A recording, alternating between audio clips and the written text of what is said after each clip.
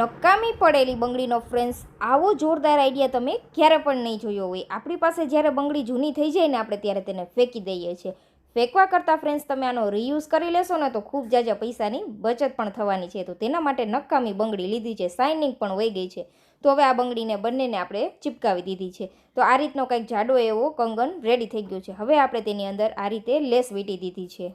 તો આ રીતના આપણે ગોટાપટ્ટી લેસ બંને બંગડીઓની અંદર વીંટી દીધી છે. હવે શું કરવાનું છે, મોતી લઈ લેવાના છે. મોતીને આ રીતે પોરવી દેવાના છે. જેવડી બંગડી છે તે સાઈઝના આપણે અહીંયા મોતી લીધા છે. મોતી આપણે અહીંયા મોટા લીધા છે. તમે નાના મોતીનો ઉપયોગ પણ કરી શકો છો. તો જેટલા બંગડીમાં આપણે જરૂરિયાત છે એટલા મોતી આ રીતે આપણે લપેટી દેવાના છે અને સરસ એવી ગાંઠ લગાવી દેવાની છે, અથવા મોતીને તમે ચિપકાવી પણ શકો છો બંગડી સાથે. હવે શું કરવાનું છે, જે ગોટાપટ્ટી આપણે લેસ લીધી છે ને એ જ લેસની મદદથી આ રીતે એક એક મોતીમાં આપણે લેસનો રાઉન્ડ ફેરવી દેવાનો છે. એટલે ખૂબ જ સુંદર ને એવો કંગન આપણું રેડી થઈ જશે.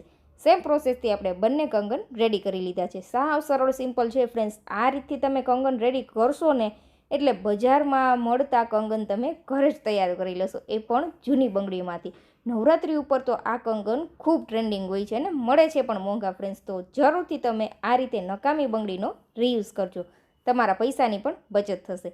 તો મારો વિડીયો ફ્રેન્ડ્સ તમને થોડો પણ યુઝફુલ લાગ્યો હોય ને આઈડિયા, તો પ્લીઝ ફ્રેન્ડ જરૂરથી ફોલો કરી લેજો.